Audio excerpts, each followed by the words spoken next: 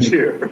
Yeah, I just use this. Yep. I just managed to use the the value differences between these two currencies, and I Yep. just yeah, because I'm living with my grandma, I don't have to pay rent or whatsoever. So yeah, I suppose That's fortunate. you're right about that. Yeah. Yep. What were you asking me to look up? Was it Uncle Archie? Yes, Uncle. I couldn't hear Well, clearly. you don't need to type in Uncle. You just type in Archie Luxury. I will text you Archie Lex. Archie Luxury.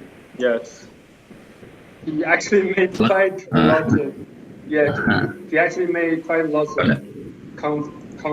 highly controversial videos saying lots of he's pretty much you know kind of slandering Australia and Aussie people. He said lots of bad things about Aussie and Australia.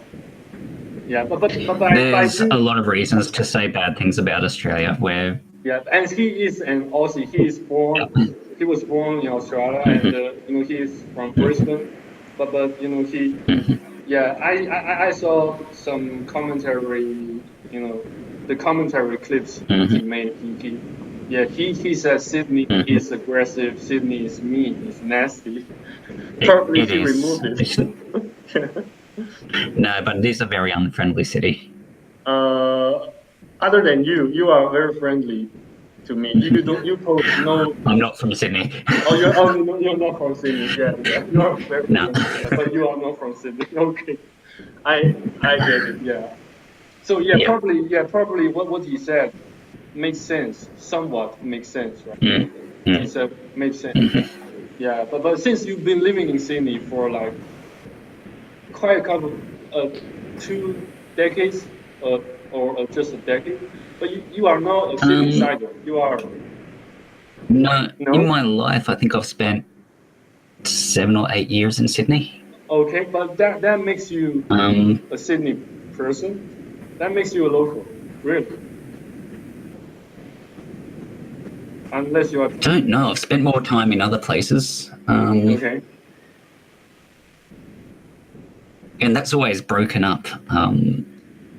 In actually having a house or apartment in Sydney has been 2 years.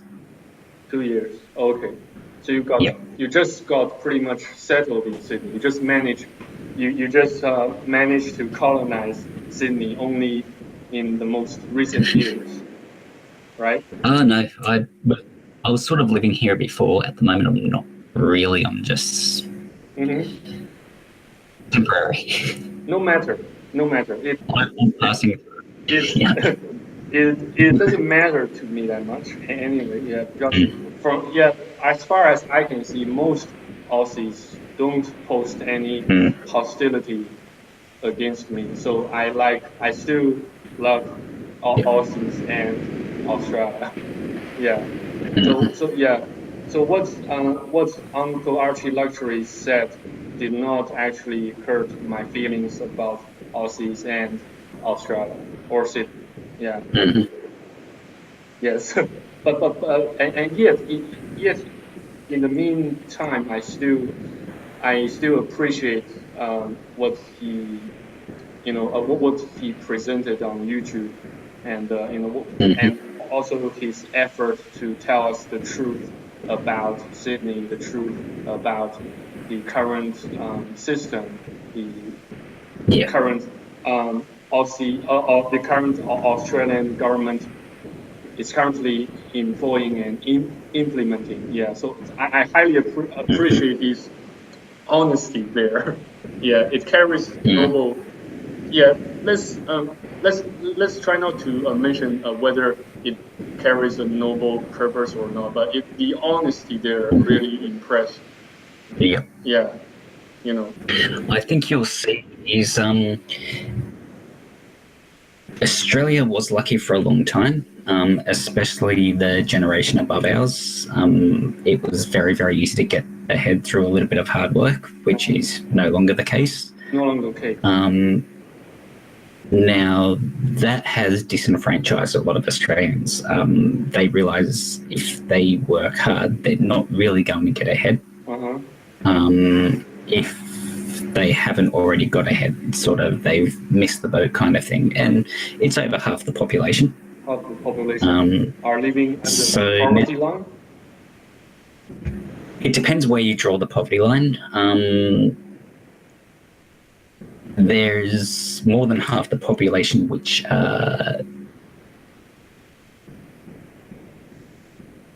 what would you say? They may be comfortable, but they don't have the opportunity to grow.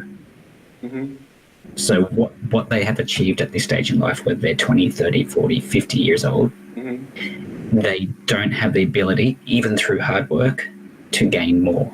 They can sustain themselves, they can keep that lifestyle, but there's not really any, it takes away purpose. And I think this is one of the drivers to religion, because they can't find purpose in society, so they're trying to find purpose in religion. I get that. Now, so because these people they see that the system has changed, they see that it's working against them, everyone wants to blame someone. Now, some people blame the government. The majority of people do blame the government, but they blame different parts of the government, and who they blame is generally based on the media that they read. So they're being told who to blame. So they're not really actually looking at the situation and trying to educate themselves on the situation, find out how we got here. Instead, they're going, oh, the newspaper told me this is the person to blame, so this is the person to blame. And it goes on from there. And of course, various media owners have their own agenda, what they want people to think, or etc. So I do think it's really, really dangerous. And Australia has gone down that road where they've listened to some pretty crappy, irreputable media, pretty much like America has.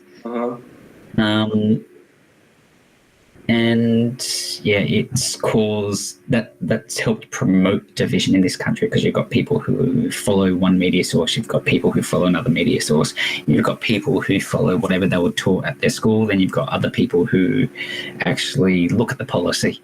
But unfortunately, that's a real minority in this country.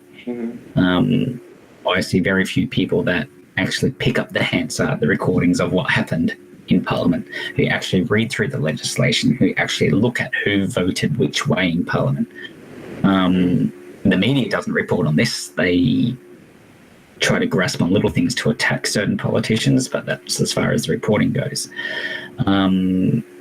We have become an uneducated country.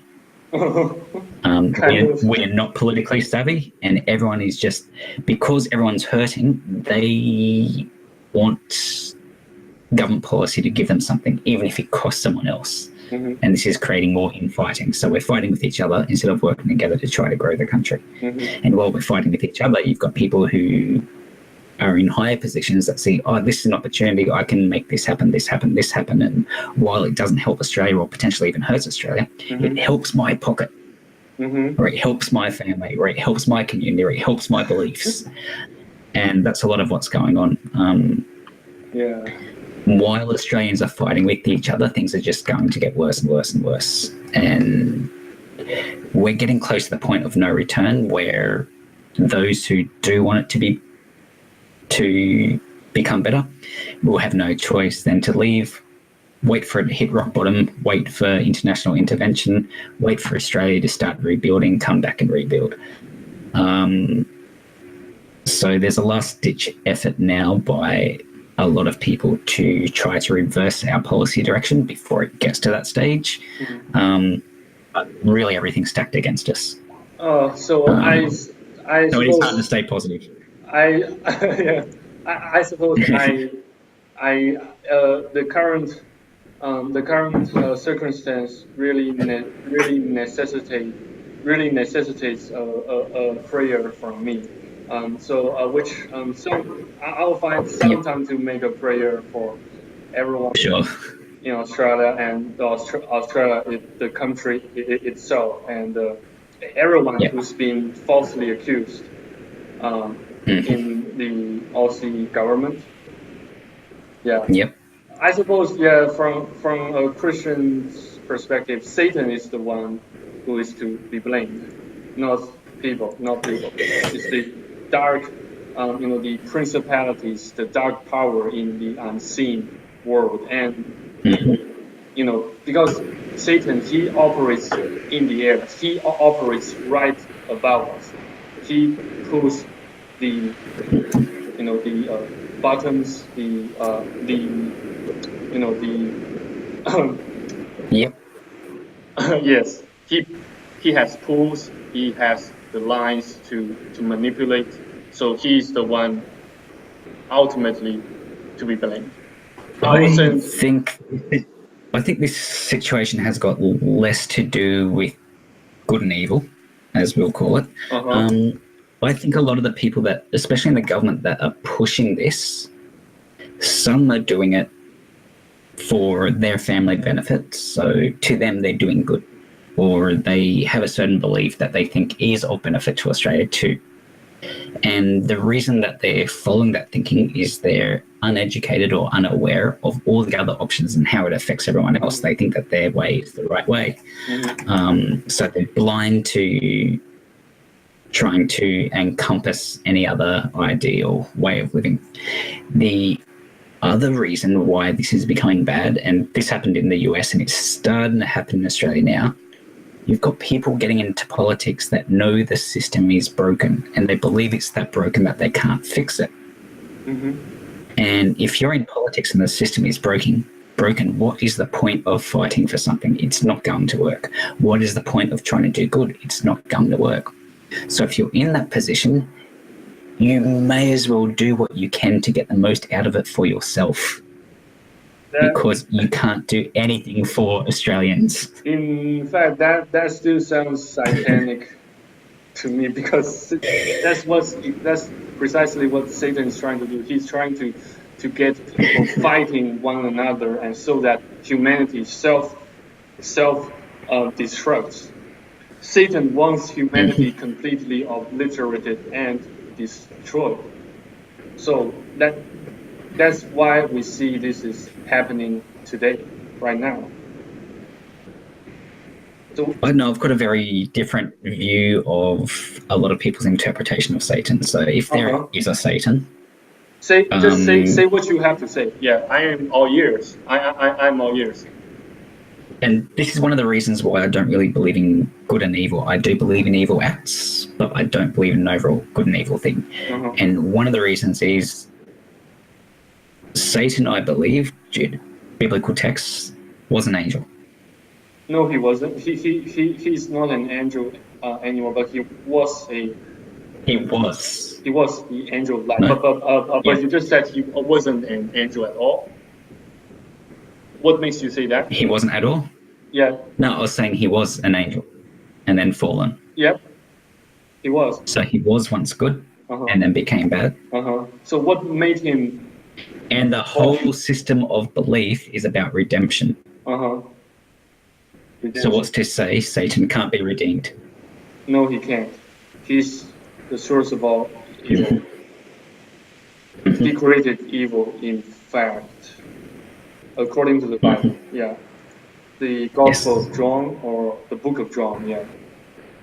Both these books, from the Bible mention that Satan, he basically, he basically, um, he basically started all these sorts of evil and wickedness. Yep. Uh-huh. So you think he can't be redeemed? Um, well, even if he can be redeemed, but God does not want him redeemed. God wants to obliterate Satan before Satan obliterates humanity, right? Yep. Yeah, because Satan now, he is is getting us fighting and competing with one another just to gain some money, some food, some benefits, right? And he also gets nations and nations fighting with one another. It's pretty, Yep. yeah, rivaling and fighting is pretty This is one of notion. this is one of the things, especially this is driven by more organized religion and the perversion of religion. But I would argue that religion, well, the spirituality side of religion is very helpful to a lot of people. It gives people direction, it gives people hope. And I'm a big supporter of that side.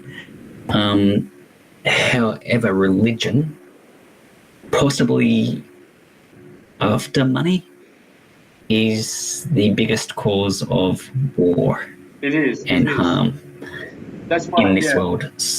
That's why, according to the Bible, New Testament, Jesus, in fact, he never said he wanted to create a religion. He just created a pathway for us to follow, right? He created a pathway towards redemption. Matthew 9 to follow. I'm trying to remember. That's Matthew 10, I think. From memory. It lies somewhere in the New Testament, but I also couldn't track where it came from. But Jesus he simply provided us a path towards redemption and salvation from corruption, from falling into eternal, sin, internal agony, right? It's not about he was attempting to create a religion. He in fact effectively broke the power of sin. He broke the power of wickedness. He liberated humanity from it, or he did not liberate the entire humanity from it, but he liberated parts of humanity from sin, so that people afterwards can replicate this method and thus can follow the pathway towards salvation, towards redemption, right? Yes. What do you think of my interpretations here? I do think it's a pretty standard interpretation. So do you agree with do think it's in... Or you do... I agree that the interpretation is wide and that a lot of religions and churches are based around it. Myself is... I'm torn on it. I do find a lot of conflicts in the Bible. Yeah, there are some. And I do think it's beneficial if we take it as a guide on one way to achieve a good life. And at the time it was written, this was a path of least resistance. This was the easiest way to lead a good life. Now, if parts of the Bible are true, and if there is an omnipresent God and there is an afterlife and there was a Jesus, now, based on the scripture of the Bible, there's certain things that are mortal sins, and there's certain things that basically work on a sliding scale of goodness. So when I get to the pearly gates, for example, I will be judged on those things. Now, here's the thing: when I was younger, what I really, really thought about: what if I did things that the Bible, whether the Old Testament or the New Testament, told me were not right or were the correct way? Or even just a simple thing: I didn't have faith and I didn't believe. But what if I led an exemplary life? What if I was great? I created opportunities for a lot of people. I helped a lot of people.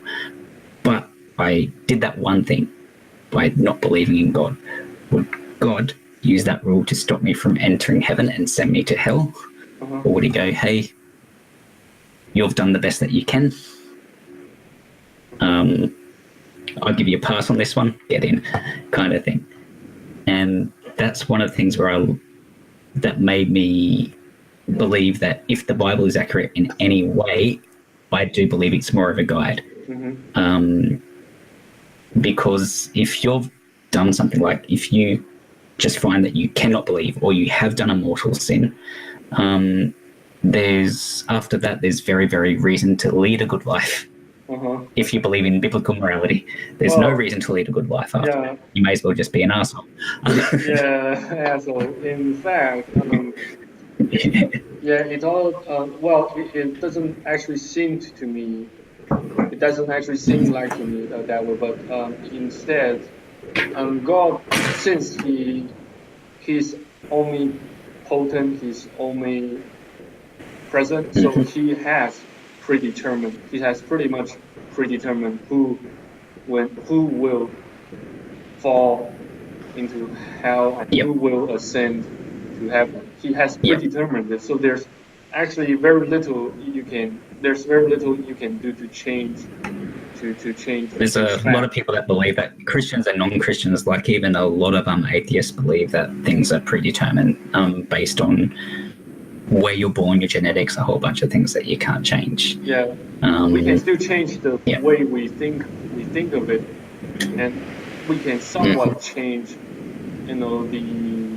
let's say the direction of the courses, the direction of our cause, the direction of our course, the direction of our mission goes, but we can't actually change final destination. We can change how the pathway oscillates, fluctuates, right? But we just can't change where it leads. That's how I interpret these biblical teachings. So anyway, one last question about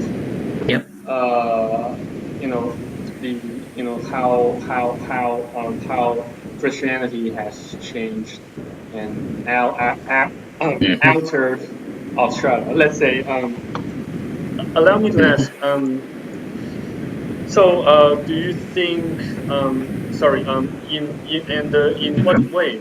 In what way do you think Hillsong churches are helping those needy people to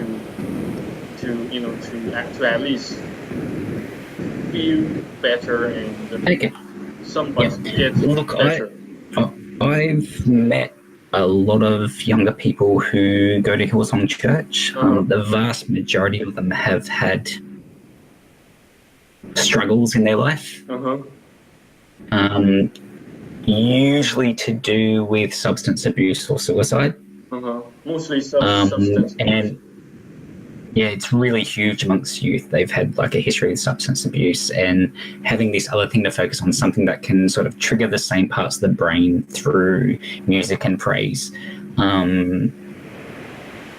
really pulls them off that dependence on drugs. And I don't think it's the only way to do it. There are many ways to achieve that, but that is one way which is easy for a lot of people, especially people who don't have access to certain services or trying to think of the words.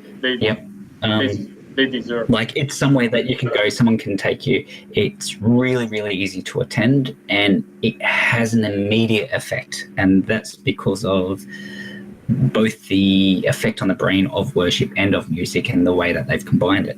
You do get a similar buzz when you hear motivational speakers. You do get a similar buzz when you go to rock concerts.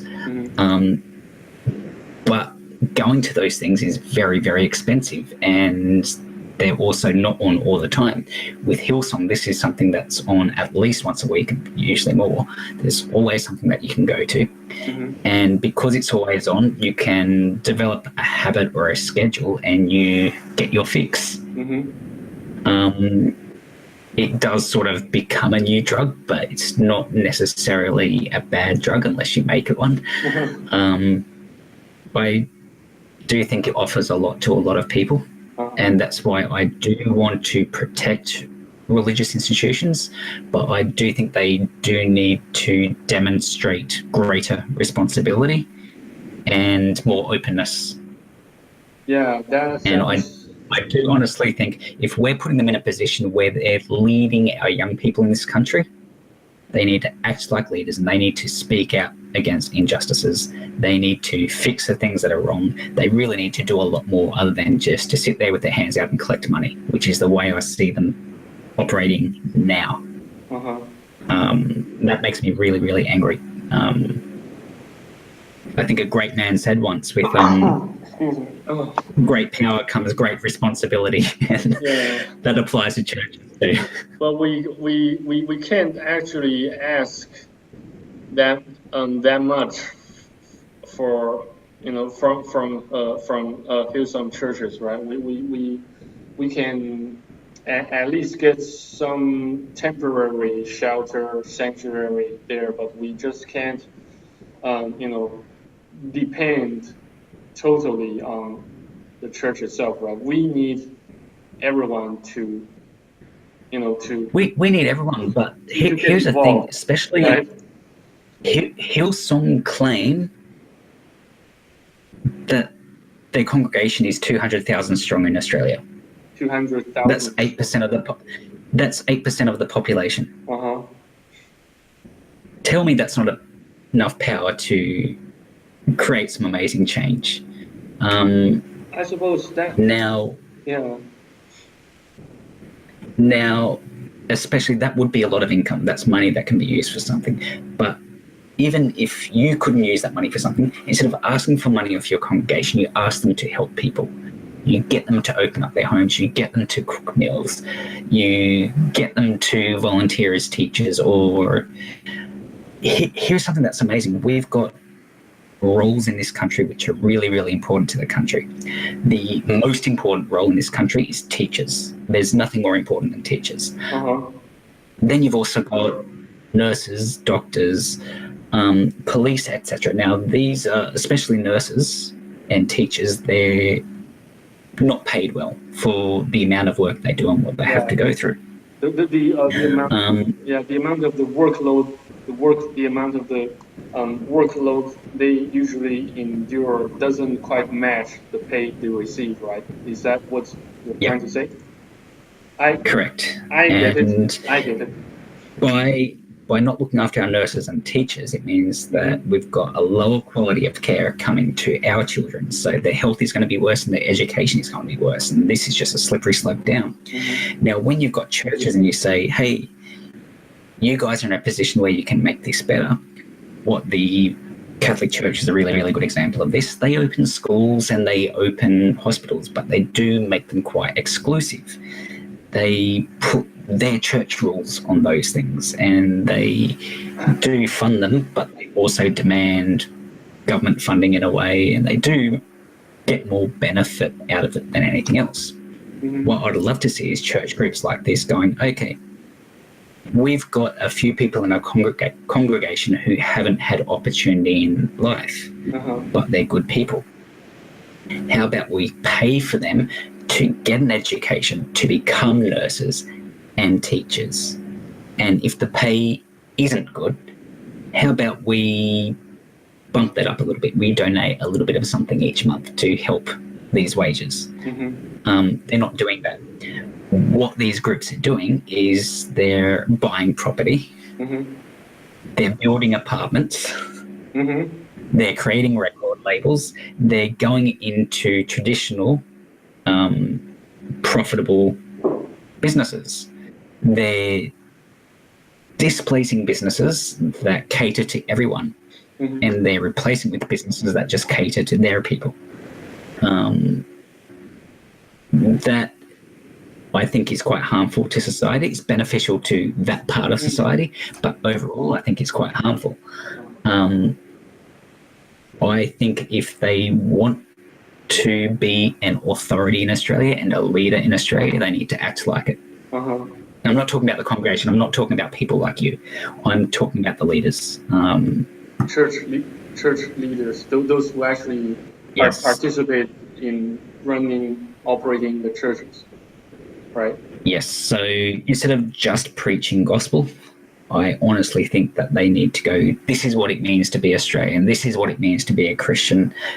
put their money where their mouth is and actually make a difference to everyone, not just the people who walk through your doors and pay you money.